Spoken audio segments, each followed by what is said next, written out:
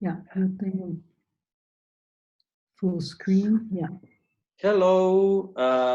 We want to apologize because we had huge problems. We had huge problems with the Facebook page.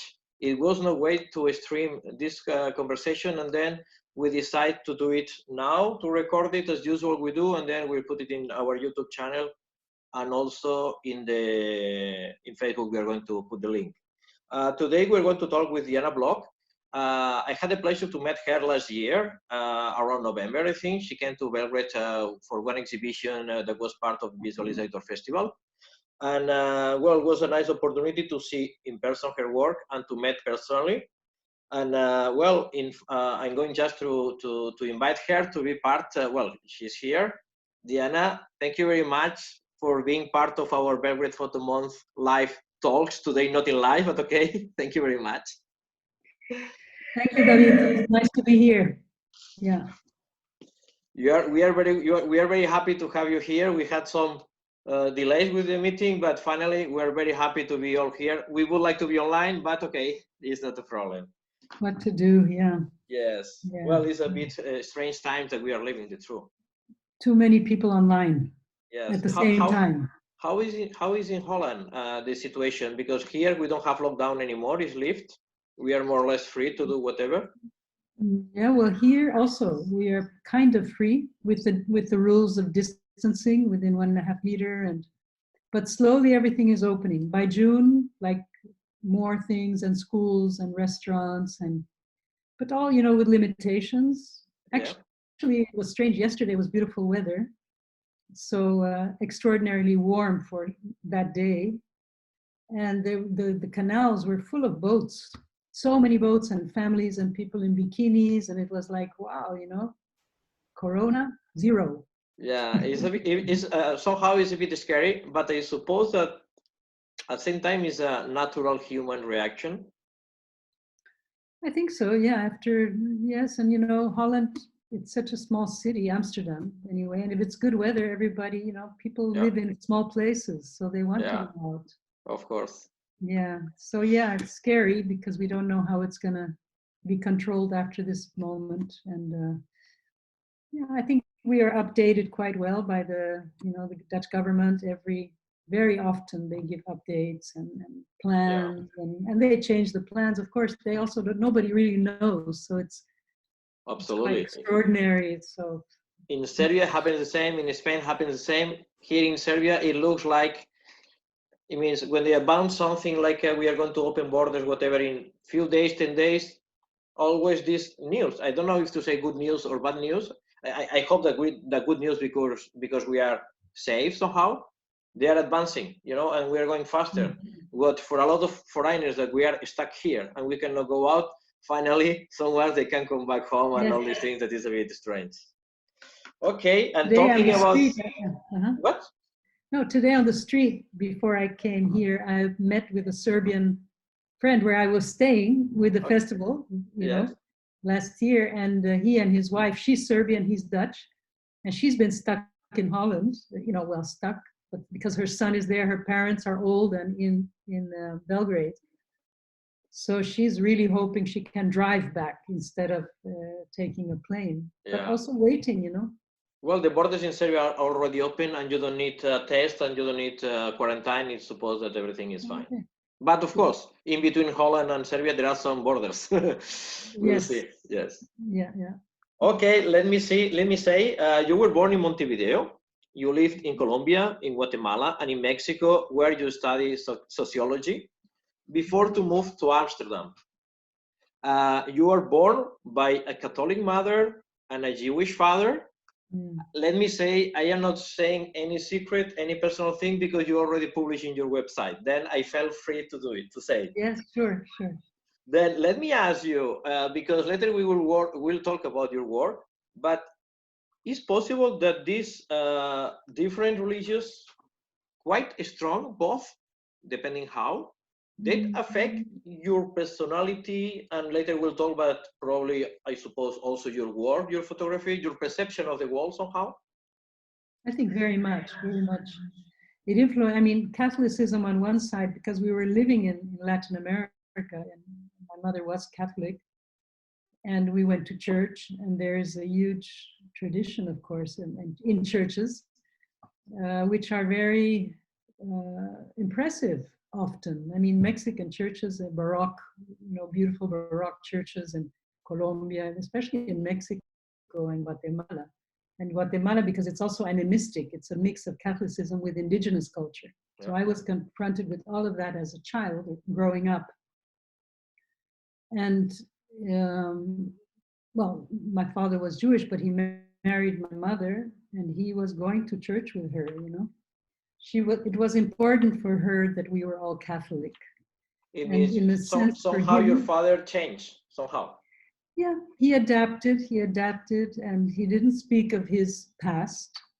Okay. So it was really pretty much of a anonymous part of his life. And because his family died in the camps, his brother and his mother and father, when he was in South America, meeting my mother and starting a new life, coincidentally or not, anyway, he was there. Everything, like magic happens, we know that there is no coincidence, and he had the luck to be in the right situation at the right time. So he went to Argentina the year 1938. Wow. And everybody else was gone. So to him, I think, I can imagine it was just such a shock that he decided to start a new life. And so it was much later that we got confronted with that part of our lives and our past. Yeah, because sorry for asking this kind of personal question. Of course, you can tell me, you can answer or not. I mean, your father on 38 moved to Argentina. Mm-hmm. Then he married. He make a family there. Of course, he knows what is happening in Europe. When he come back to Holland? When did he? Actually, his first job as a diplomat was in Hawaii. So that's where we were born, the children. And he must have, I don't remember, but I'm sure he went back after the war eventually because he had to connect to the government as a diplomat. Okay. But I'm not sure exactly what year or something. Okay. I was born, my older sister, so it was 1950, so he must have been there by 40. Just immediately after. 49, yeah. Wow. So it was really, he was saved, and it was quite extraordinary. And that story of his past developed through many years, like the knowing for me and my sisters, and knowing about it and discovering and meeting family members all along, but not really knowing the story as it had happened, as a let's say a document of historical truth, Yeah, so of course. It was painful, of course, but it was also something that had to be resolved for me. And I only can speak for myself, but I know that my sisters had pretty much the same thing, that we all wanted to know what had really happened. And it was only after his death that many things came to light, Yeah. Yeah. Then also the point of moving so much means you move so much, but we have to say that means, of course, Montevideo from Guatemala, I suppose that they are in the same continent, but they speak the same language, but they are quite different in a social way, socially talking. Well, first Colombia. Yes, but I mean, yes. Yeah, because the four are quite different. Montevideo, Uruguay, Colombia, Guatemala, Mexico. It means they are all South Americans, they talk all Spanish, they are Catholic, but they are quite different. Or I imagine from outside, because I have never been there. They're very different. Yeah, because, like Chile and Argentina, Uruguay, they had a lot of European migration during the First World War, and the Indians were actually all murdered before that, So even the Argentines, some today even say they never had Indians. I mean, of course, now history has revealed so much more the last 50 years or less, maybe 30 years, and written about and come up for the human rights of all of that passed. But I grew up thinking that there had never been Indians there. In Argentina and Uruguay. Colombia was obviously different, because it was visible, but because the Argentines in the cities we're so much more in those times white, you Yeah. know, Yeah. white, a lot very white people looking like I could be from there today as well. Yeah. Absolutely. You know, whereas Colombian, I couldn't be a Colombian easily, you know, Yeah. or Guatemala or a Mexican, but Argentina, Uruguay, yeah, it's a different, it's a whole other historical components are there, you know, of migration, which are And I want to tell you that I suppose that also these are different bricks that built yourself. different. Sorry. Bricks that they make a Yes. wall. It Mhm. means they make your personality somehow, or giving. Oh yeah, yeah, very much so. I mean, you know, my parents being north south, you know, being he was a very yeah noble, quiet kind of family oriented man, and my mother was a very Latin, beautiful, social, open. You know, she loved the joy of life. So it was a very interesting Yeah. combination of people.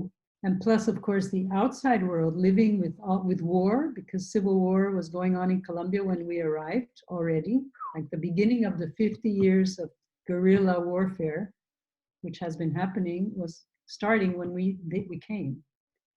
So I mean, photographs in newspapers. I remember seeing El Tiempo, that was the daily paper which came to the house, and the photographs on the front page, you know, they were like decapitated people and, you know, kidnapped, Yeah. killed. Yeah, it was, and, you know, of course, my mother having 4 daughters, you know, it was not easy for them to take care of us well. You know, you had school buses, you had, because we lived a privileged life, you know, as diplomats' children. We were privileged, so the contrasts which I grew up with were enormous. I mean, Yeah. seeing, you know, all the poverty and all the violence and all the domestic violence happening within, you know, the other social classes, which, you know, you saw them on the street and at church, even at the church, you know, you saw this diversity of people. Yeah. And Well, the truth is that very this was the terrible period in South America with all the dictatorships by Videla, by Pinochet. yeah, All around was like a polvorín, like like a we say in pandemic Spanish. of dictators. Yeah, Yeah. Tough yeah, it times was to be terrible. there. And Guatemala was also like that. Guatemala also, Yeah. the civil war was going on all the years that we lived there. So we had also friends were killed, you know, like in cold blood. That happened, you know, with close, it was close. We went to the funerals, you know, so to speak. They were the parents of, so our friends there, because the diplomats, German, American diplomats, had Of much more course. of a political um, struggle with those countries as the Netherlands. The Netherlands has always been a little bit more distant and more Yeah. neutral in that way. You know? But as to other countries, it was quite, yeah, shocking often, and bombs going off, and you know, so it was on the one hand an amazing time because I mean, I came to love the countries, both of them, very deeply, especially Colombia and Uruguay and Guatemala, because it was the growing up, you know, from my 4th year, let's say, till that I was 18 or 17. And then Mexico was after that. But so, yes, of course, you have school, you have this international group of people, and which I still have contact with today, like 50 years later, almost Yeah. 50 years later. Yeah. And then Mexico, that it somehow, by one side, it was more peaceful, but we know the domestic violence that it is still, well, the violence in general that is still today. Yeah, it's even worse, I think, today than it Yeah. was then. Oh, well, then actually after 68, we arrived after 68 was a huge killing, cold blood killing of 5,000 students of UNAM, no, the University of UNAM. They killed them all from above, from helicopters, and it was. But we came after that. But you know, there's people still, like certain novelists, which I happen to work with, Elena Poniatowska, for example. which wrote this beautiful, impressive book called La Noche de Tlatelolco, the night of Tlatelolco, about that night of the killings of '68. So we arrived a year after that, 2 years after. Yeah. So it was a better time. And it was where I met also a lot of very interesting and avant-garde people. Yeah. It just happened. I started meeting people like, I don't know, you know, a lot of artists, and I kind of rolled into this world, which was eventually what kind of helped me make the jump to Europe, to convince me that it was better to be in Europe at that point in time. After living those things, I can imagine that to arrive to Amsterdam in a sunny day like yesterday or today, with the beautiful tulipans all around, is a bit different. It's different. It's different. But I have to tell you, David, that I love the mountains. I love nature. I'm a real nature creature. So wild nature and all of that, I always miss it, and I love it. And I also love the spirit of the South. I do. Yeah. So well, even though it was hard, it was also fantastic. I will say that I like also the spirit of the South. That is in Catalonia, that is also in Serbia, and of course in South America. I mean, it's a different way of living. That probably is not good for the Corona time when we hack everybody and all these things. But in general, I really like it. And probably the combination of both, as usual, is a good balance to have time for one or for the other. Yeah, that's true. Okay, let me ask you. Then I know that you study when you were in Mexico. You studied sociology. Yeah. And then when do you start with the photography? When you arrived to Amsterdam or already in Mexico? No, I started when I came to the Netherlands. Yeah. Okay. Because I actually left university after I did sociology there. I came here. And I wanted to continue first with the studies, but then it was difficult because the universities in the Netherlands have a certain limit of people they can take. And at that time, social sciences was very busy. A lot of people wanted to be psychology and sociology. So I landed in history of art at the university. And because nobody wanted to study history of art, there was 10 people or something in the class. So I said, well, that's good. I can join that. You know? And that was nice. It was really friendly and very interesting because it was very personal with the professors, which were very interesting people. And going to Rijksmuseum to have a class, you know, in the museum, or in the Van Gogh Museum to have a class, you know, in front of the paintings. But I also realized in looking constantly at artworks that I was ending up like drawing as I was supposed to be studying. I was like drawing them, you know. And I realized, well, I don't want to be an art historian. I'm an artist. Actually, what I'm actually doing is I have to take that further. It suddenly kind of clicked on me that I had to transform it to a visual art where I had the hand in what I was doing. There had to be a transformation. In the tradition, I was looking for a transformation, basically. You choose photography or the photography choose you? I chose photography because it was fast. It was going to record because I decided if I were to start to try to paint what I wanted, what I was seeing in my vision, my inner vision then, I would have to take another 5-6 years to be a good figurative artist, to be a good painter, basically. And I thought, well, that's taking me too long because I have too many ideas that I want to work on. So I started creating, I bought a little camera and started making it like performance, you know, putting the ideas down and recording them, basically. Because on that time, was on the time that you were working also in fashion? That was in Mexico. That was in Mexico. That was before.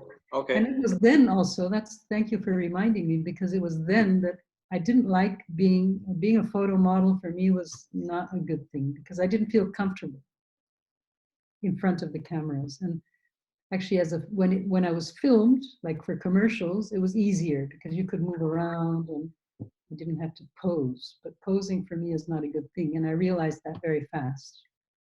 So on one of the photo sessions, there was a fantastic photographer. Her name was Maria, was a woman, which was quite extraordinary for those days to have a woman photographer who was already 60-ish when I was 20. She was 60. So she had been working as a professional all those years. Maria Aguilera was her name. And we happened to visit her. Somebody took me to her house studio and she liked my face and she said, "Can I make some portraits of you?" So I said, "Yeah, sure." And it was then I realized that she really knew, she could sense, she could make me feel comfortable and sense something about me that all the other sessions had never had. So then I thought, oh, how interesting. I'd like to be on the other side. I would like to be where she is. So that was kind of something that later manifested, but it was a moment of realizing where I could be in a better position as you look for who you are, I guess, Of course. And then let's say, did you find how to say what you want to say easily? Did you find your photography motivation, this fight that you are still doing today, this talking about the women, the femininity in the terms of the rights of the women and genders and all this? Did you start you arrived to that point quickly on that time, in that period? Yeah, I was pretty fast in what I want. I knew I was tending to have like a psychological vision on things, like analyzing the human, myself, but also just us humans. Who are we? What are we really about? So that was really a question, and how we act, what we do, our patterns of behavior, all of that was something I was curious about, and that within the context of the history of art, because I had studied only 2 years of it, but that was enough to give me enough knowledge about the background. So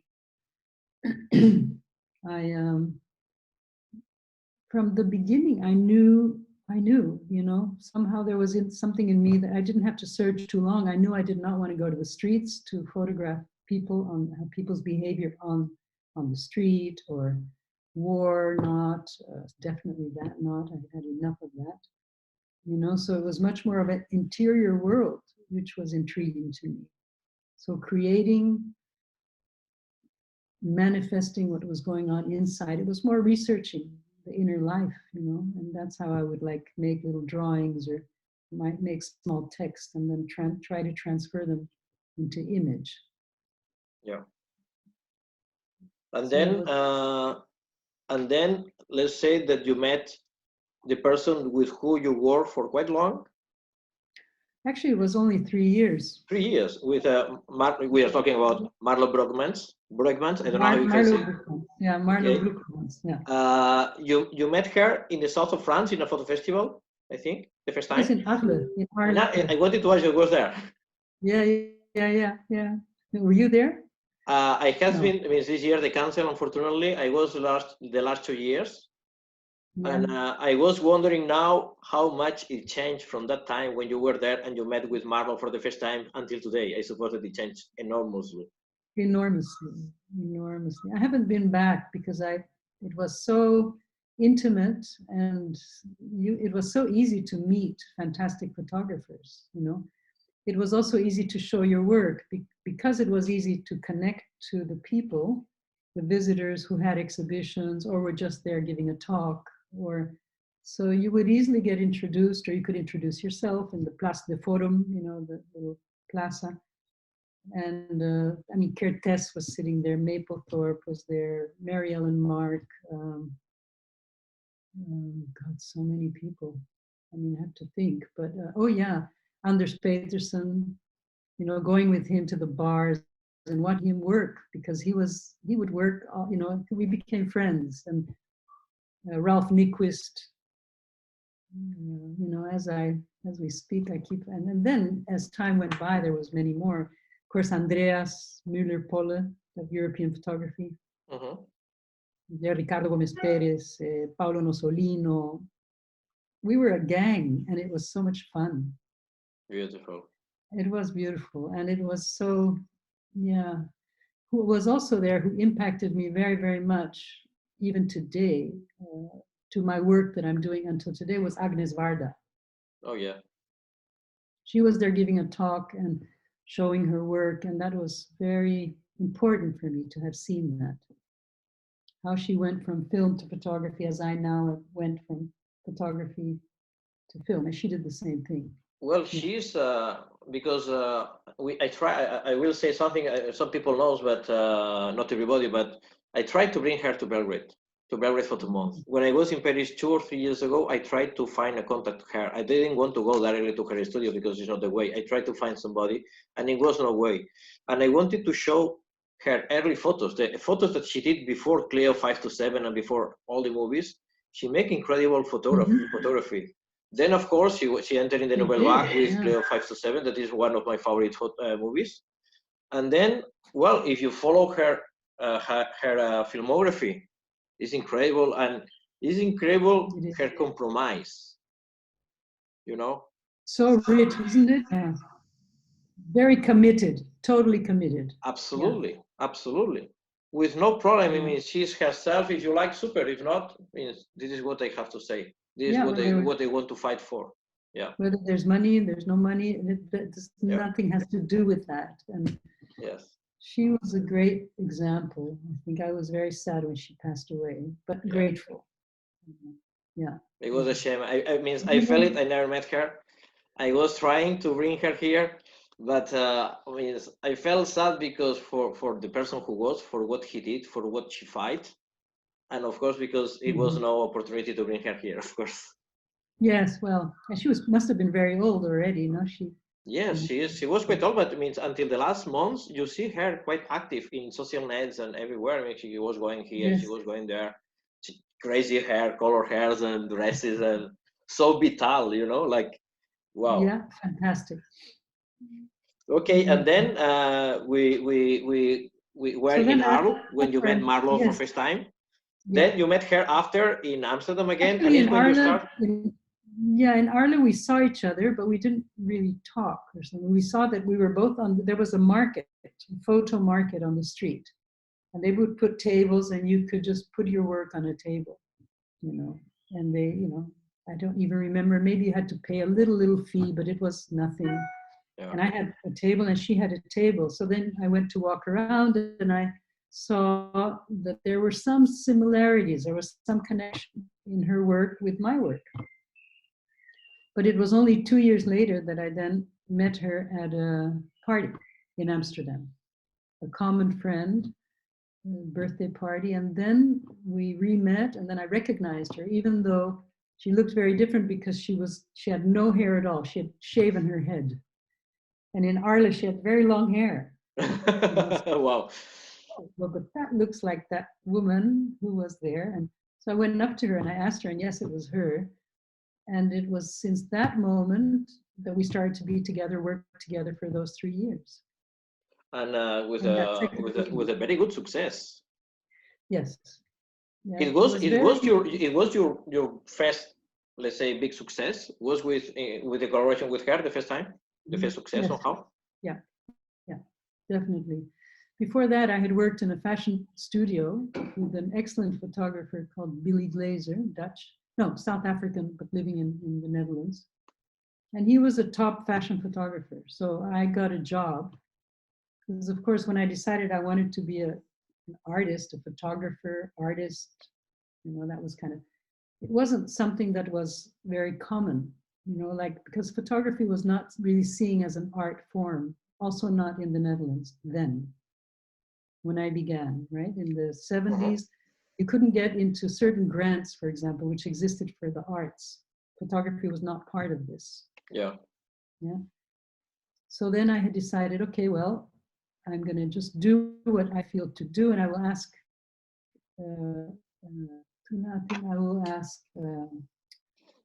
admission to the Rietveld Academy. Now, the Rietveld is a major academy of fine arts in the Netherlands, who had a photography department. And so I decided, well, at least there I will know if I'm good enough or not, because you had to go through a test. I think I skipped though. Yeah, no, that's fine. Yeah, so I went to the I did the admission exam, and out of 300, they would take 10 Wow. in those years. That's also changed a lot. So I was admitted into the academy. So that was really nice because I knew, very important, because I knew that the jury was liking whatever I was doing. This is before Marlowe. And then I went to the academy the first day, the second, realized all the teachers were men in the first place. And they were men that were much older than I was. So I didn't feel comfortable, really. I felt very vulnerable, and I thought, I don't want to be here. I'm never going to go back. And I just left the academy. Wow. Yeah, after the second day. That was very radical. And then the only option I had was to get a job. So I started, looking for photographers who needed an assistant who had actually very little experience. Because I knew some darkroom work, which I had worked on myself, but I didn't have an education as an artist. So there I phoned, and finally I found somebody who was doing kind of interesting work between fashion and theater, and she was pretty wild and made a book which became a very avant-garde, important book called The Virgin Sperm Dancer. And her name was Anna Baker. Okay. Yeah, Anna Baker. And it was a very interesting couple because her husband was the top designer of the Netherlands for many years. He passed away a few years ago, but he was a famous designer, very much of an artist as a designer. So that was an interesting couple. And so I got to work for her, and from her job, which was short-lived because she couldn't pay me what I needed to make a living. So then I got somebody else, and then I came upon the fashion photographer. And that's important because that's how I met Manfred Heiting. How you met? Later, yeah. How you met? What? Sorry? Manfred Polaroid. Okay. The Polaroid collection, Manfred Heiting. So Billy Glazer, that fashion photographer, he could pay me the right amount, and I could have a lot of experience in the darkroom more for him, and I could assist him. And after he was gone in the day, so let's say we started at 9 in the morning, and by 6 he was gone, and I could stay and photograph like models, doing headshots for professional models, using all his equipment, which was very generous. Fantastic. Very generous, and a great school for me because I had beautiful people I could photograph. They were all very open-minded, and I was young, and so they would do anything. They were very willing to experiment. Yeah. So that was a great school. And the darkroom there was, very strict because his tests for me were like, okay, we have a white dress and a white background. So how are you going to print that? Because, the black on black. So that's what he used to test me on. So that was a great schooling. It means you make a quite a fast master. Yeah, I was like a couple of years. I was with him a few years, and from there, then I started on my own. Then I was starting to do other things and little jobs here because I still had to make a living. So when I left him, I got some more commercial jobs, but I realized that that was not what I wanted to do. And in the meantime, I was doing self-portraits already. Yeah. And that was like, and Billy used to like my work, he used to stimulate the work. So he would put it up in his studio, like on a little part, he would give me a wall, where the coffee was, and people would come in and out and comment. So that's how it started. And in the meantime, a little later, I met Marlowe, and then immediately her and I started working together. You start with the project Invisible Forces. I mean, you were working in this project all the time, let's say, around this project? Yeah. It was really the only work we did, except for we traveled a lot. We went to India on one or two trips, I think, two quite long trips of 3-4 months. And that work has also never been really well printed. I mean, some prints are there, but it's all in the museum. So in the archive of the museum in Rotterdam. So one day that will have to come out and be selected. And it's also with the color Polaroids and a lot of all the material is there. Can you take out or take out just for do something with this material? Yes, we can take it out. That's part of the deal. But I think important is, and why one of the reasons I thought it was really good to speak to you about this now is that I have the feeling that that work, even though it is still with the Me Too movement, for example, and everything that's going on around this wave of feminism, let's say the fourth wave, is that that work has not been pulled out of the archives, you know, and I think it should be.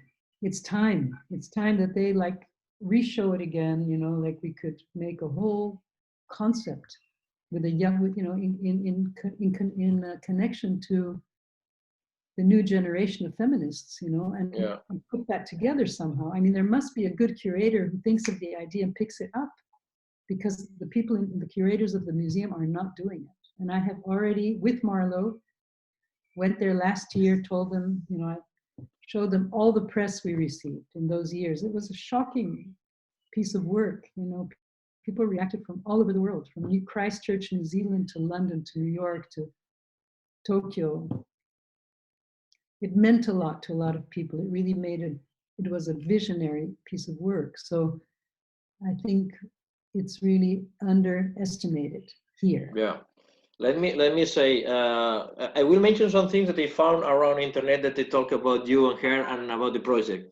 Bernardine Sten defined your both work like unusual partnership, not based in a particular conviction, like feminist or socialist, but on knowing on each other's dreams and thoughts. It's like you merge in one, or two same met in one somehow. Yeah. And then also because, well, it was yes, there is also a text by William Messer from '87. Oh yeah, he was very good. Yeah, when he published in the magazine Photovision, I think. Yeah, he wrote something. I think it was. Yeah, he termed your project among the first examples of post-feminist photographic production, and also wrote, theirs is the wholly female work of wall, self-defined women exploring themselves interactively, work which requires no redefinition by men or via men, work which can only teach men if they allow it to reach them, and women images of dream realities of mythological substance and human femelessness. And yes, and then let me ask you something. Do you feel that our society on the 2020, for some topics like the women, we are reversing? Yeah, it's an interesting topic, because I think the reason we're reversing, which is a difficult concept really, is because of the global communication, you know, because there are so many cultures now which are merging in the planet, that, you know, with such different ideologies and religions and spiritual commitments or what have you, that it's very difficult to put out some of the work, let's say, which was done in the 80s, which was so much more, it was a time of breaking open of taboos, and then 70s, 80s, you know, really revolutionary minds came from that time, which are now would be forbidden. Absolutely. On Instagram and all of that, because it's hurtful to a lot of public, which it's now open to and accessible to, which it wasn't before. You know, so I don't. But yes, that conditions a lot of people too. You know, so it's a really interesting, sociologically, it's a really interesting phenomenon. Because for me, I have the feeling, like you say, that this work is perfectly, it means it perfects works today. And we are talking about 40 years after. Yes. You know, on that time, you used a typewriting machine. It was not the fax. You know, now the fax, we forgot the fax, and we are talking, we would like to be by Facebook online, okay? But, you know, we are in a different world for technology and these things, but for others, we are at least in the same spot. That is not a good thing. And then I see a lot of art projects, but also not art projects. You can see a lot of, how to say, posters that they use in other times when the people were fighting for social rights against the homophobia or the racism. And you can use exactly the same poster, not changing nothing today, you know? And it's, I think that is terrible, because I think that in a period we make some steps. Ahead. And also, like you say, there are things that you cannot publish today. Yeah, I mean, I noticed that. I mean, that's an issue even for me. I mean, I've made so many beautiful nudes along the years, you know, and yes, you can see them in galleries or you can see them in some spaces, but otherwise not. Yeah. You know, so yeah, it's become much more sectarian, let's say that. Yeah. Which is a pity, but it's a difficult subject. I was invited to speak in the museum, the photo museum last year, because there was an exhibition of Ed van der Elske, this Dutch photographer who's very well known and very documentary, and very much full of life and loved women, loved, you know, pleasure in life. And his pictures are a lot, his photography is a lot like that. Not always, but it shows a lot of that aspect of life. And I was invited like to speak about this subject, about censorship, you know. And then I think, well, yeah, I mean, in that time, it was in front of you, if you were a good photographer, interested with an open mind, it was in front of you to do all these incredible nudes and nudist camps and this and that, because it was there. It was happening not all over the world, but in alternative spaces. It wasn't for everybody visible, you know, also not. But for those who wanted to look for other open minds and so, it was accessible. Whereas now it's not so accessible. No, of course. I'm going to share, we're going to go to your website.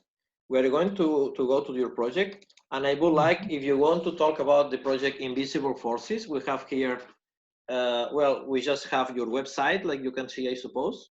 Let me see if we can make, if we make the photo bigger, yeah, we can jump one to another.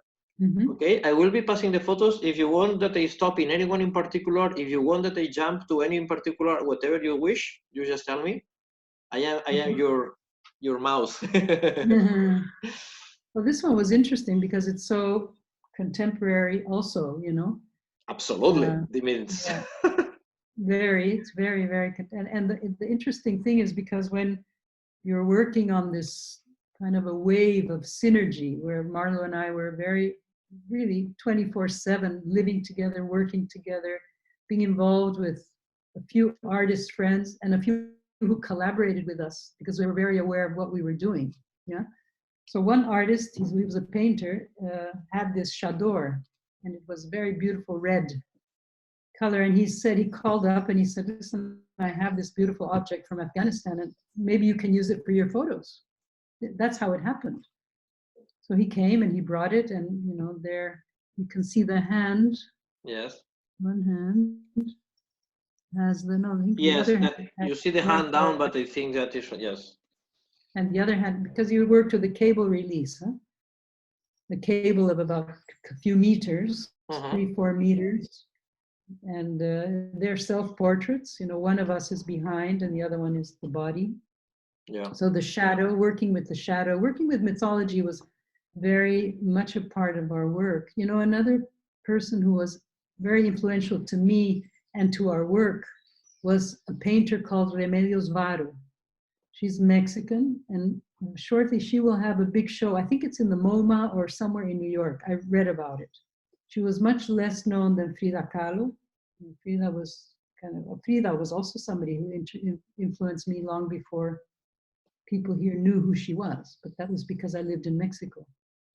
Remedios Varo uses a lot of string in connecting. Like here. So that was an element that we brought into the work as, I guess philosophically you would say something like, well, unless you know, I mean, besides being connections from different worlds, like the inner world to the outer world, it's also a sense of knowing freedom and bondage. It's like they both are so together. You cannot know freedom if you don't know restriction. You know, so they had all kinds of connotations, connections with the mother, the umbilical cord, all those intuitive worlds of women, very much women and also androgynous. I think we were very much into androgyny also.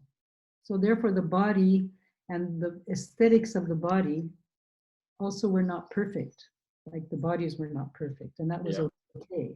You know, that was a part of the journey.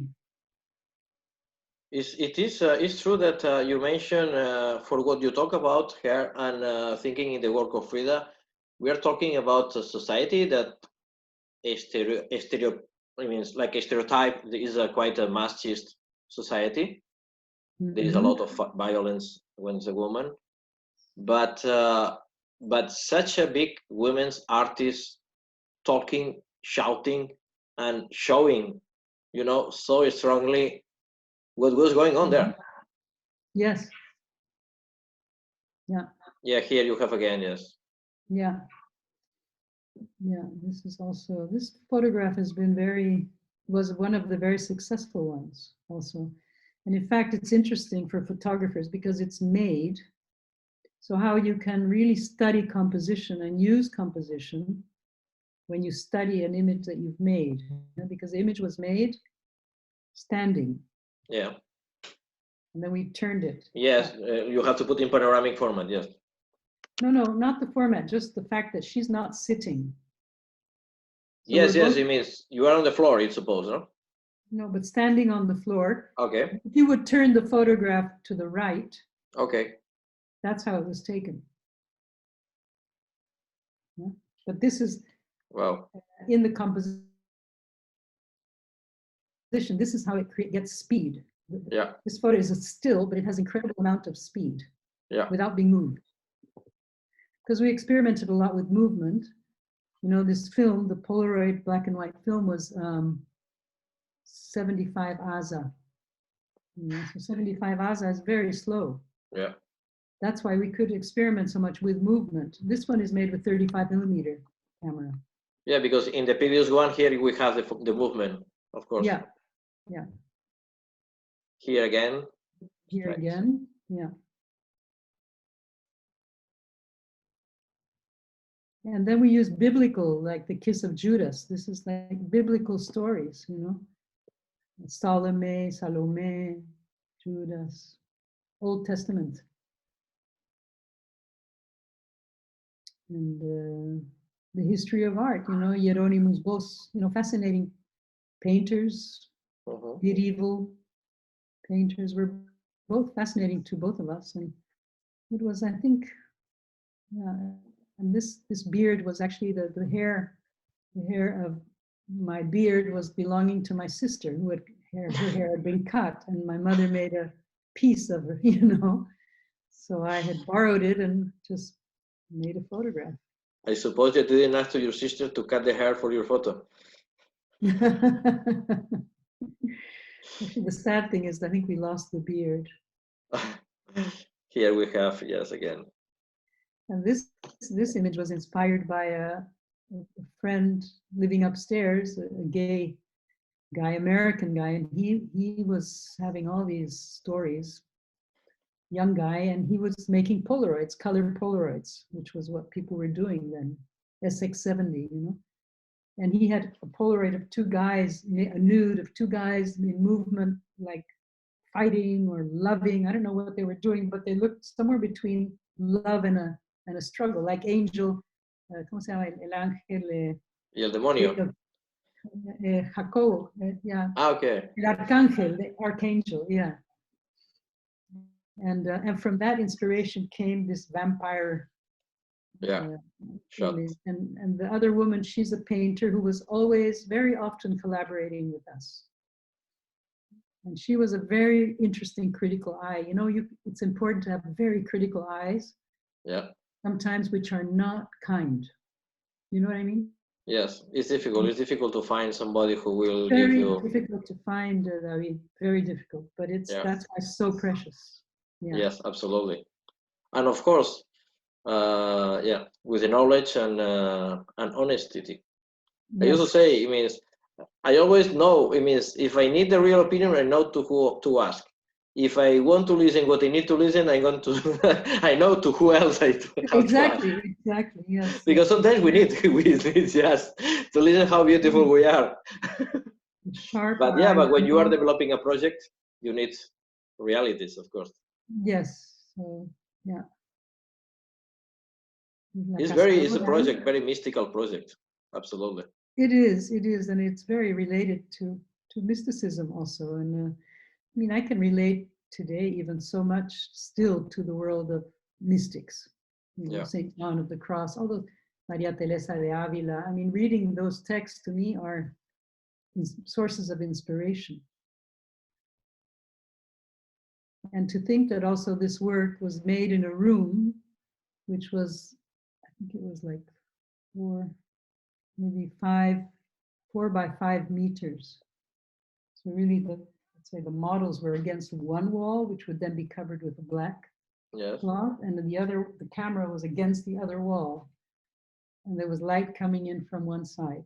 Yeah, I saw before the same when you were this, I think that was the Kiss of Judas or Judas Kiss, when it was also this bright light, beautiful. Yeah. And then in the dark room, you could dodge a little bit blacker, you know? Yeah. We did a lot of dodging in the dark room. A lot of, actually, we don't have editions as such that we numbered the editions. I think we tried to do that, but we only printed but so much. Yeah. So I will say that we are talking about this project, and I'm sorry, but I did it in purpose because I know that your latest works are probably for the people, means people used to see more often now, but I would like to dive in these early projects, and later we'll talk also about the collaboration with Polaroid, that is such an interesting and we can say historical thing. Mm-hmm. And but I will say also with this project you make a book. Yes, it was printed twice. This is the book. The book is here, look. Okay. This is the first edition. It was hardcover. Mm-hmm. And the second edition was purple and it was soft cover. Okay. Yeah. And still sometimes people find it online. I will say I saw it in Amazon, I think. Okay, yeah. And I will tell you around 150 euros today. Really? Not bad. Good. Yes. Good. Imagine it yourself for 150 euros at the time. Yeah, sometimes I buy them back, but not for 150. Yeah. Yeah, and I haven't bought one back for a while because I only have two myself, you know, one hardcover, one soft cover. Yeah. Yeah.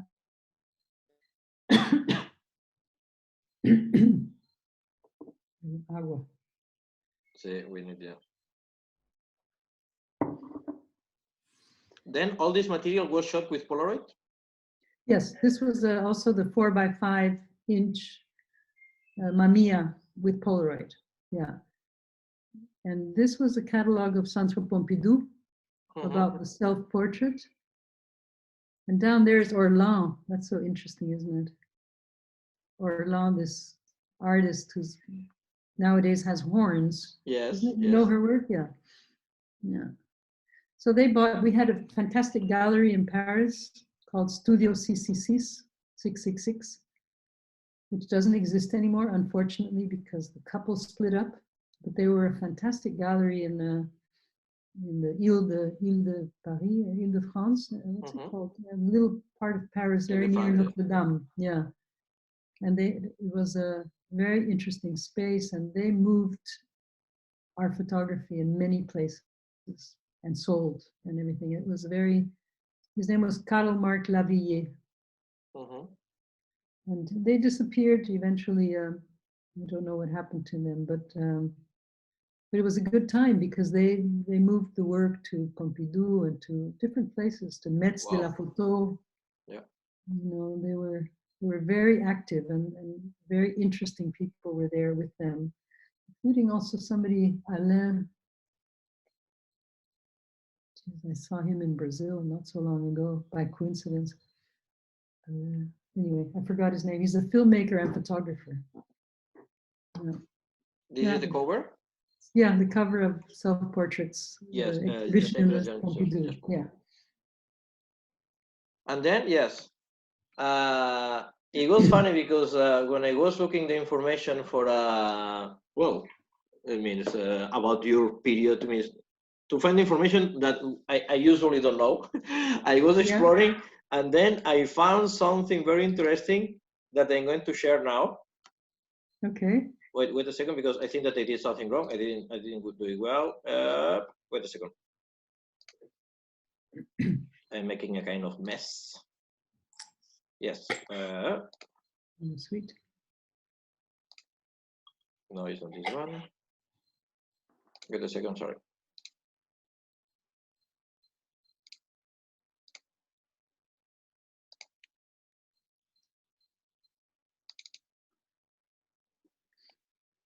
Because I found an article in a newspaper from Catalonia, from Tarragona, that is a city in the south of Barcelona.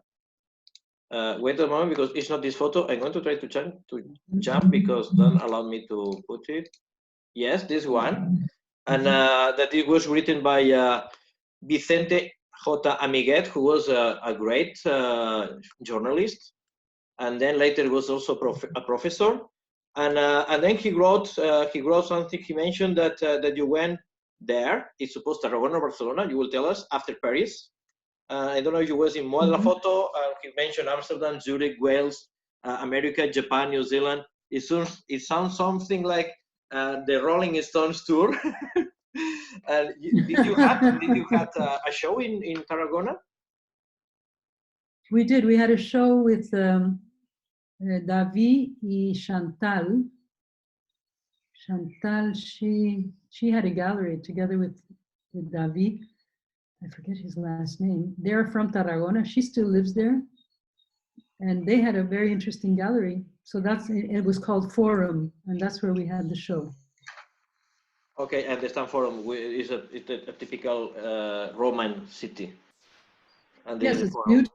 Yeah, it was very, very good exhibition. And also good, yeah, it did well. It did well with the press and people. I mean, this project, it really moved all around, like you mentioned. Yes, it really did. It went to went to Buenos Aires also. I don't think it's been in Mexico, but it should be. Yes. Should be in more. Yes, I think it really should come back, and I will propose it to a curator in Mexico soon. Yeah. I'll meet her in January, so I think it should, start touring again. It's time. Yes, that's second round. By the time in 3 years we will be 70. Okay. In 3 years' time, I'll be 70 years old.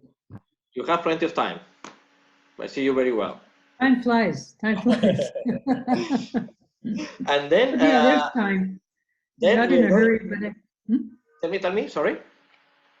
I said I'm not in a hurry, but I realized also I was speaking with a gallerist here in the Netherlands, and she loves the work, and she recently bought a print of horses. Okay. And we talked about having a show there, but yeah, it has to be connected to another book, to a museum, to this, to that, So all of that, 3 years is nothing if you want to put something good together, some kind of really good show. But anyway, I put it out to the world. I'm going to show something. I'm going to share something else. That is this photo that is part of the same project, but is connecting with the point where I want to go now. Okay. Suddenly, well, you mentioned before that you met. Which was the name? Manfred Heiting? Manfred Heiting. Yeah. Okay. It means the point is it was a time that Polaroid was promoting a lot the brand, is giving cameras to different good artists to shot, to test, and to enlarge their collection, because I think that was a kind of deal. Then I would like to ask you how it became that you start this collaboration with Polaroid, this relation. How it started? How was the role? Now you mentioned that you have the rights to take out the work for something. Well, it was a nice story because when we had our first exhibition in a very, very small coffee shop in Amsterdam. Coffee shop in a neighborhood which was also kind of a working class neighborhood where I was living. We were living there at the time, and the posters, so instead of having a poster printed, because in those years, like printing postcards in black and white, that wasn't really done. You know, people didn't know how to do that. It was not an industry like it is today. So we decided we would print on very thin single weight paper, barit, even, you know, with silver paper. And then we glued them to a handmade poster, and we wrote with a hand announcing the exhibition, our names and the address, everything was by hand. So this we put in certain strategic places in the city. And Billy Glazer, the fashion photographer, he told me, you should contact Manfred, because as a good fashion photographer, he knew Manfred, and, you know, I guess they had some business together or something. So he said, I recommend you send him one of these posters. So we sent it to him, and we got a phone call saying, I would like you to come with that work to Polaroid. So we glued everything, which was a really huge mistake, you know, on a special press. It took so much time, you know, and special cardboard without acid-free cardboard, and it was an enormous, and we made it like una valija, ¿sabes? Yes. A piece of luggage, yeah. And then we arrived at Polaroid, and the first thing he said, why did you glue all of this, you know? This is like, the last thing you need to be doing is gluing this work, you know, and don't do that ever again. And well, he loved it. He loved it. And he bought 15 or something prints then. For the collection? And then he told us. For himself? For the collection, which is now in Boston. I don't know if, I guess it's still there in Boston, United States, yeah. So, and then he said, well, the deal is we give you material. So as up until now, we had worked with 35 millimeter. And then he said, well, we will give you these packs and boxes and 2 cameras, Mamiya camera with a Polaroid back, yeah. And this you can start to use and see what happens, what you do with this work. So that became a very interesting jump for us, because technically it was amazing, because you could see it immediately, and it was a large negative, so the quality was really beautiful. So yeah, I mean, with the possibilities there were then, let's say, it was a huge step. Now we can still make a beautiful, out of a small print, we can make a huge print. It's not an issue. But and then how was the deal? I think that goes once per year, you recheck the work, and then they keep some for the museum or something like this? Yeah, you made new work, and then you went there, and he would comment, and we would have coffee and have a nice chat, and we would select another few and give us more boxes. And that went on for years, for a couple of years. Actually, even after, because I kept, when Marlo and I stopped working together, both of us continued to get work and make exchanges with Polaroid. So for another 5 years, I think. Yeah. So Polaroid has a nice collection of our work. Absolutely. Well, starting with Ansel Adams and going on. I will say that these photos, there are 3 photos of you both in this book by Polaroid that is like, I don't know how many photos there are, but there are quite a lot. But they are the best of a selection of 20,000, I think, that they are in the museum. And well, one of yours is here in the cover, what is not bad because there are only 8 in the cover. In the total of the book, there are 2 more. We're going to see them. We're going to show them now. Okay. Because they are quite different than the work that you used to do or you used to show. This is one of the 3 that is in the book. Then let me jump to the next. If I can jump well to the next. Wait a second, because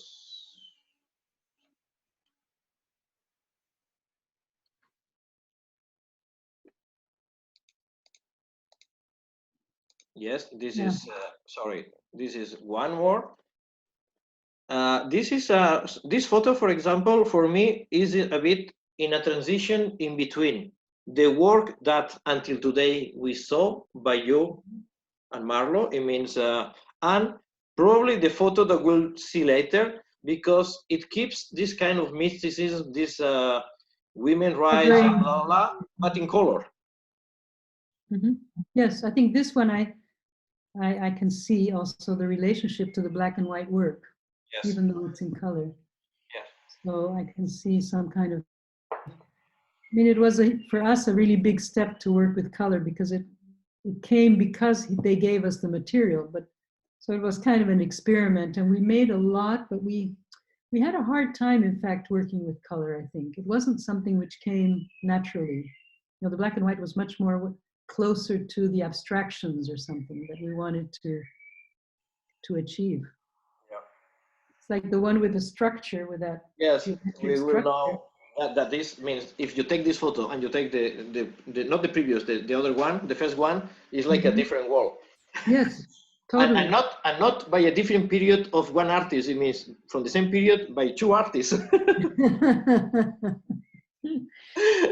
It is so interesting, though, that sometimes, you know, like in my years of photography, I've gone through many different periods, you know, and I've been experimenting. I like to experiment, so I've broken with certain personal traditions. Let's say you have success in something, so the tendency is to continue to do the same thing.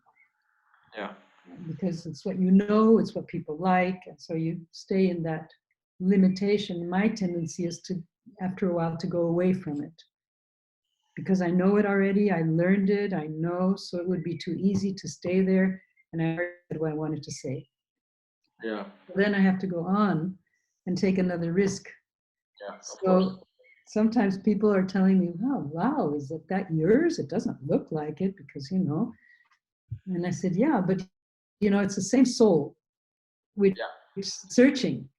So you have to think wider than, you know, if you look at Mondrian, for example, the oeuvre of Mondrian, and you know the geometric shapes, but suddenly you see a tree, you would never know it was Mondrian unless you knew the history, right?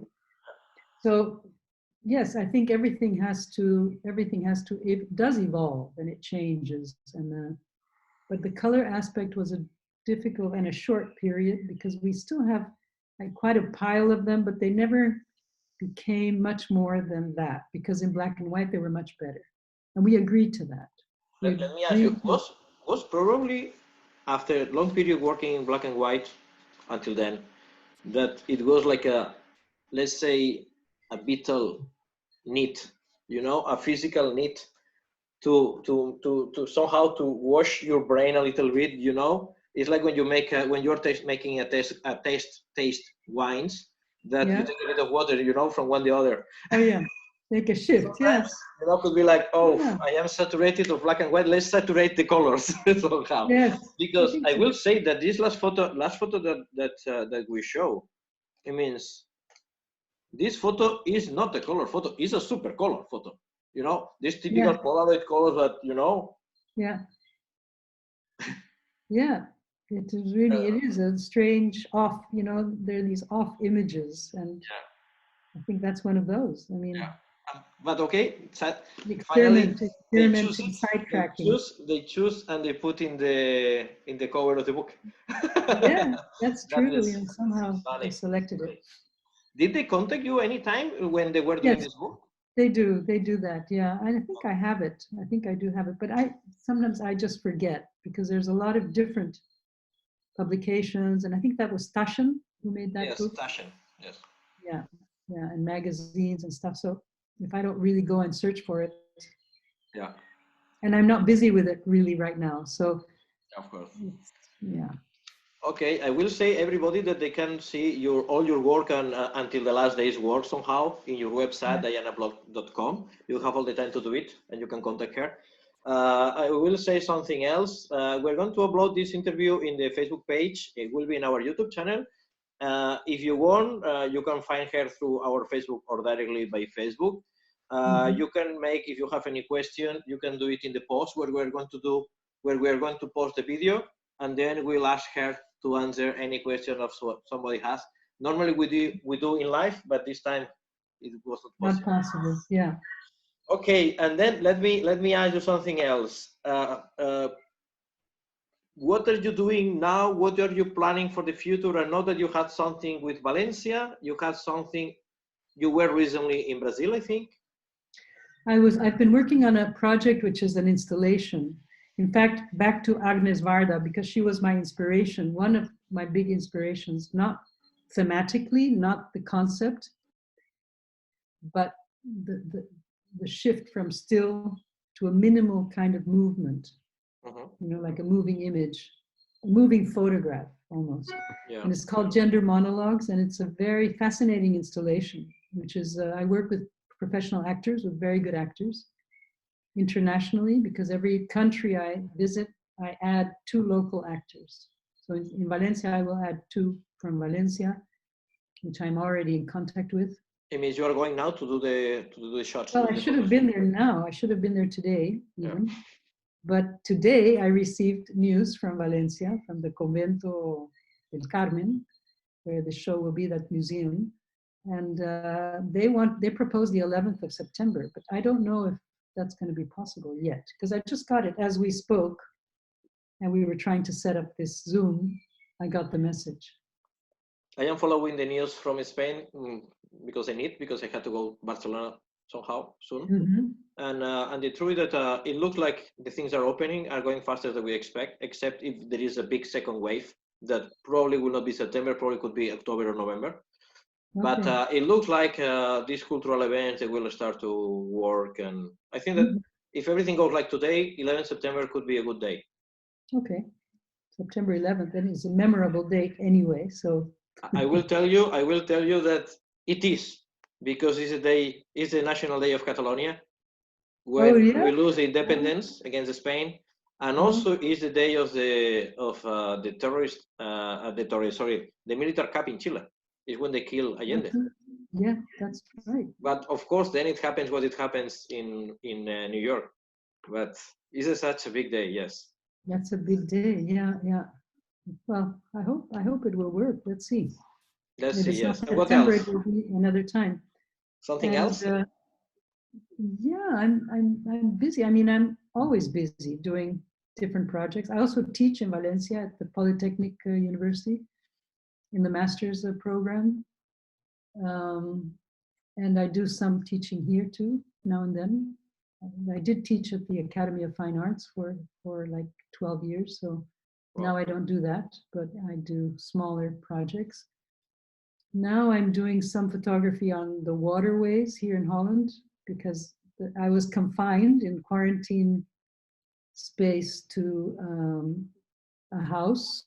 Well, I got ill. Yeah, first of all, I got sick with COVID. We think it was quite bad. So I went to live with my sister and her family for 3 weeks, 4 weeks almost. It's going to be a month. And they live on the water. So I could go out every day on this balcony and just be on the level of the water. And then things were floating, you know, by. Everything floated by, from leaves to flowers to plastic to cigarette butts to, and the compositions were so fascinating. So I started to do that,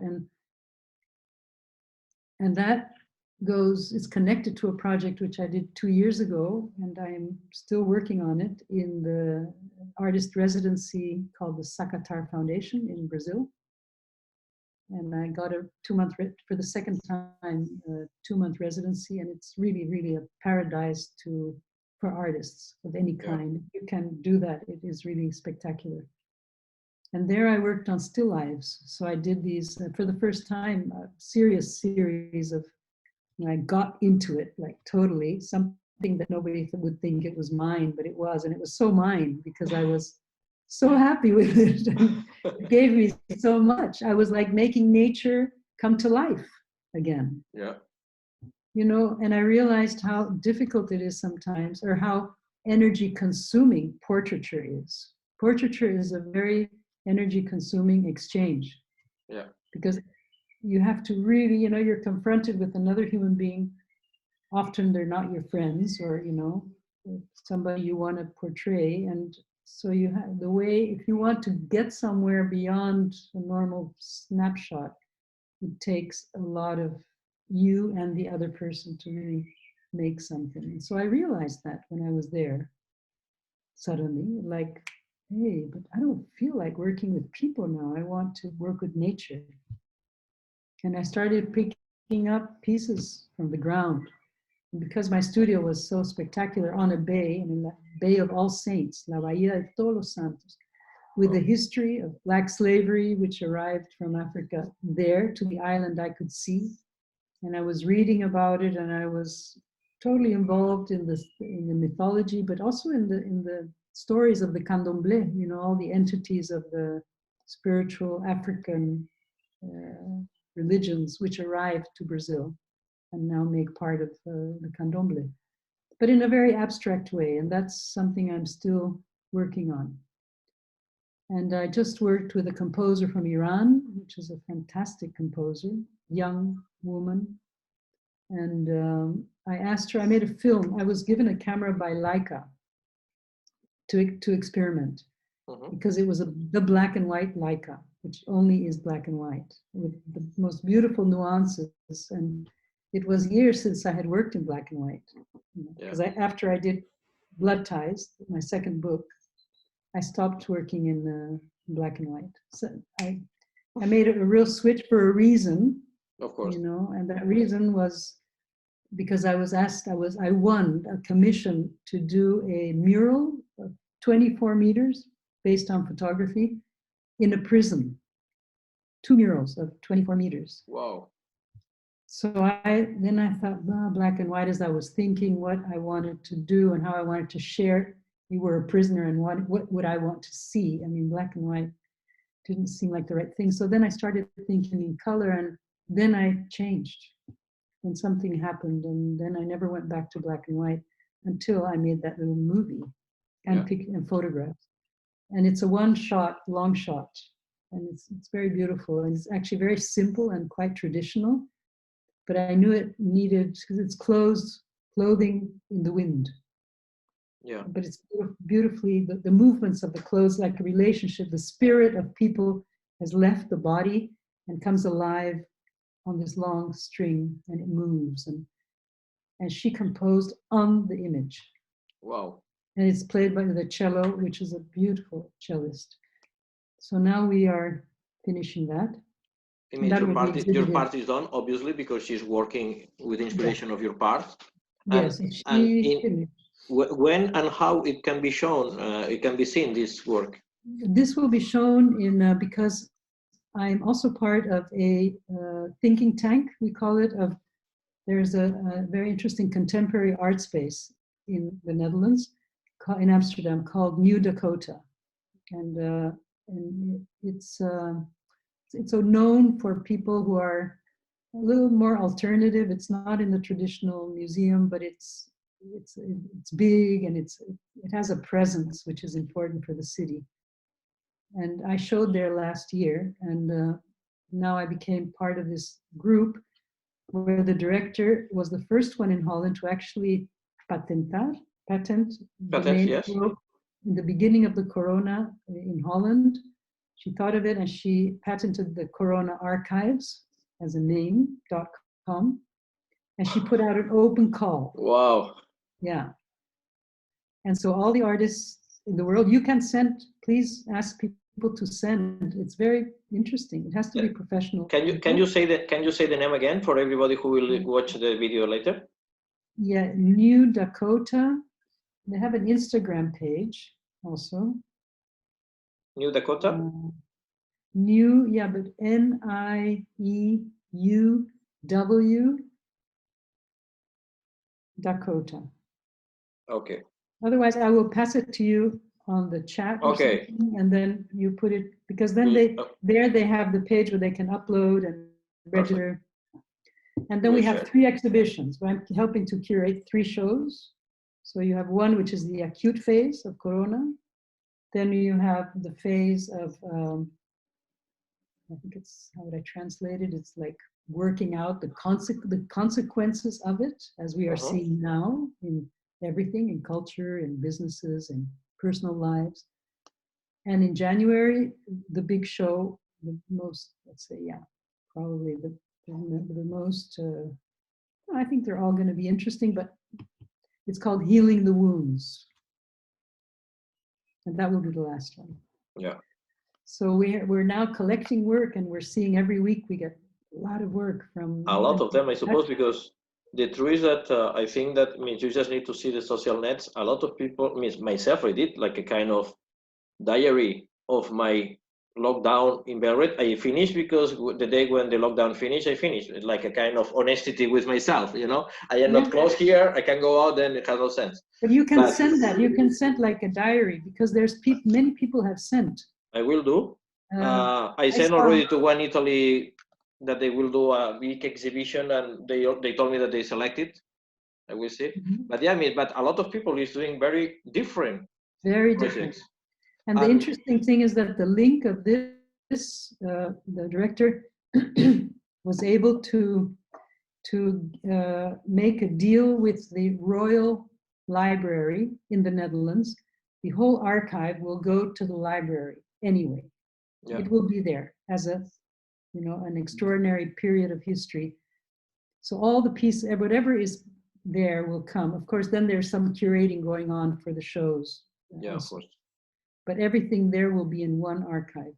So it's more and more we're getting to planning it. It's very exciting. It's also beautiful to see. I saw a piece, a portfolio a few days ago of an artist who every day he was painting his hand, making a drawing on his hands. So every day it's many, many, many hands and all different beautiful paintings. Wow. So there's all kinds, and there's video, writing, photography, everything. All media. I don't know in Holland, but in a lot of countries we had the problem because now, means with all the money to help the people or not, or to help whatever, the money is not going to the culture. It's like the culture is the last thing that they will support after. Mm-hmm. But the culture is the thing that makes us survive until today during all this lockdown time. Because in my case, personally, I was reading books, enjoying photo books, watching movies, listening music, This is what makes us survive. What would we do without that? Yeah? Where would we be without that?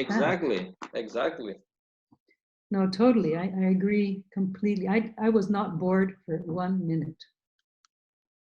Yeah. Honestly. And I also didn't miss seeing all kinds of people, Not really.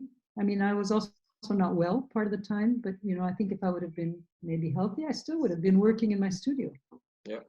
And I see some people, which are artists, who are working in their studio in the same building. So, but like that. So I'm busy always with different aspects. So I'm doing still lifes, I'm doing gender monologues, I'm working sometimes on my archive, which needs a lot of work still. I imagine. Well, it's very important to keep us busy, alive, and active. Oh no, decline. Somebody was calling me. Oh, there you are. I didn't know what happened. Yeah. Okay. Yeah. Well, something else to explain, to tell to us. Well, so many things, huh? But I think that we talk a lot about your early time, about this. A lot about the early Polaroid. I really think people should watch. Whoever is in Valencia, but wherever else it goes, I think Gender Monologues, it's a very incredible project. It's been in Amsterdam, it's been in Paramaribo, it's been in Brazil twice, and all the times it's because, every actor chooses a character of the opposite sex, which they would have liked to be on stage. Yeah. And then based on that, we make a monologue. I work with the dramaturg. So the content of each monologue is powerful. People are choosing people like James Baldwin, like Cinderella, but, because he doesn't want to be wearing the tight shoe and the myths of the prince, so we're breaking through all these myths in a way that is very accessible to people. So Brazil, say, wow, that guy, the actors, which are not gay often, depends. Mm-hmm. We don't care if they're gay or not gay. In fact, if they're not, it's even better because they're in the telenovelas. They're playing in major soaps, and are famous because of the soaps less than the cinema, even though they do cinema and theater. But soaps reaches the poorest to the richest. So those are the actors I'm working with. That means that we're reaching a huge amount of people. And that's the meaning of it, is to change the minds of, I think that is what I want as an artist, as a photographer, is I'm not interested in, I never was, in commercializing anything, selling stuff like through my work. But of course I like to sell the work itself, obviously we all do, but not, I mean, commercially selling. Yeah, not to create to sell, if not to sell what you create. That is a very different thing. Yeah, it's a very different thing. And it was from the beginning, it was like that. It was fortunate that I was able to teach, because that helped me survive, you know, besides doing projects which were commissioned based on what I was doing. Yeah. You know, so the commissions I got were inspired by books or publications where people saw, which were free work. And I think, you know, today it's more difficult to do what I did then. You know, I think yes. In general, all this kind, yes, is quite more difficult. Yeah. The camera has become just so. I mean, it, you know, like worse than a washing machine. I mean, more people have a camera than they have a washing machine. Yeah. So but I will tell you, at the same time, we use more the photography than before. Probably also this is taking out some value of the photography, because we are so visual that. It's true. We're very visual, and also just business-wise and everything. I mean, it's used for everything, for war, for, you know, if you're selling potatoes, you want to show the potatoes to somebody, like in India. I was reading recently that the farmers having a cell phone was so much more handy, because they could call to the big city and say, listen, I have that many sacks of potatoes and they look like this. Yeah. And are you interested? As opposed to maybe taking the risk. So it has so many levels and chains of, so that in itself, yeah, it's fascinating. I think yes, let's wish that after this pandemic, at least we are not going to be worse than before regarding this the situation, this financial situation. So. And I have some, it will take a while, but I do think, I hope that we also go into a new period with another mindset. Yeah. And not going back to the same. You know, I think things must happen for a reason, and I hope that we can see some of this also manifest, like more respect for the planet, more respect for our lives as human beings and with each other. Yeah. And less differences, you know, less poverty. You know, I am a very optimistic person, positive and everything, but so many times I am saying that I don't have so many faith in the human race.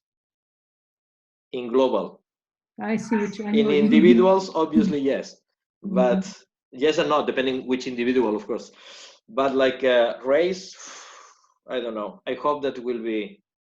It's true. I mean, there's a lot of repetitions, and mistakes are constantly being repeated that you think, why are we still there? It's so true too, you know. And you know, sometimes I have the feeling that we learn from the mistakes to do better. It means worse.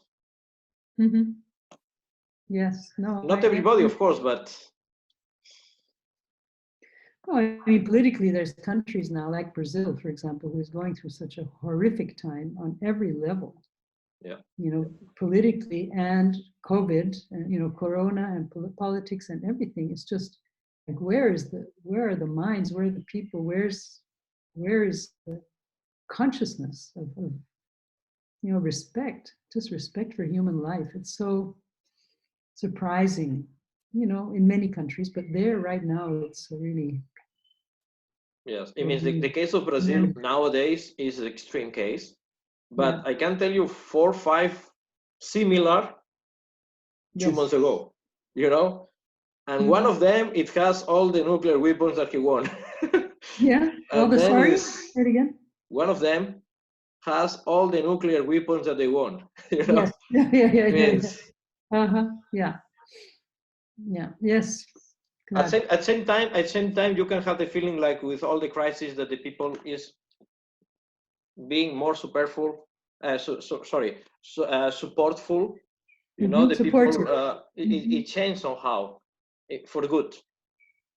The individuals, we say again, no, and not everybody, but a big part. But probably after the time, I don't know. Yeah. Okay. Well, maybe you can be in Valencia when, well, I'll let you know. We'll keep in touch. Yes, please. And I will send you the link to Yes. New Dakota. Okay, Yeah. we're going to Right. put, when we will share the video, we will also put the link there for everybody who will listen, Perfect. who watch Great. it, they can follow. Wonderful. Diana, thank you very much. It has been a real pleasure to talk with you. Yeah, David, gracias. Thank you so much. Thank you to you, and keep well. And let's see your work around soon. Yes. Okay. Good, good, good. Thank Have you a very great much. time. Thank you too, David. Bye-bye. Bye. Okay, it has been a pleasure to talk with Diana. Now, I will announce that on Tuesday next week, we will be talking with the people from the Festival Panoramic. They are from Barcelona and Granollers.